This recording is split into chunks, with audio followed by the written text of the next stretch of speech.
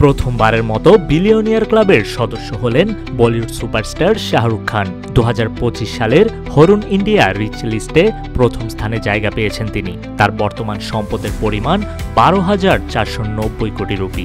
বুধবার তালিকাটি প্রকাশ করেছে হরুন রিসার্চ ইনস্টিটিউট। প্রতি বছর এই তালিকা প্রকাশ করে গবেষণা প্রতিষ্ঠানটি, যেখানে ভারতের বিভিন্ন ক্ষেত্রের তারকাদের সম্পদের হিসাব তুলে ধরা হয়। এই তালিকায় দ্বিতীয় স্থানে আছেন জুহি চাওলা এবং তার পরিবার। তাদের সম্পদের পরিমাণ 7,790 কোটি রুপি। তৃতীয় স্থানে আছে আরেক বলিউড সুপারস্টার ঋত্বিক রোশন। তার সম্পদের পরিমাণ 2,160 কোটি রুপি। চতুর্থ স্থানে রয়েছেন পরিচালক এবং প্রযোজক করণ জোহর এবং পঞ্চম স্থানে রয়েছেন বলিউডের বিগ বি অমিতাভ বচ্চন। 2024 সালের হরুন ইন্ডিয়া রিচ লিস্টে প্রথমবার প্রবেশ করেছিলেন শাহরুখ খান।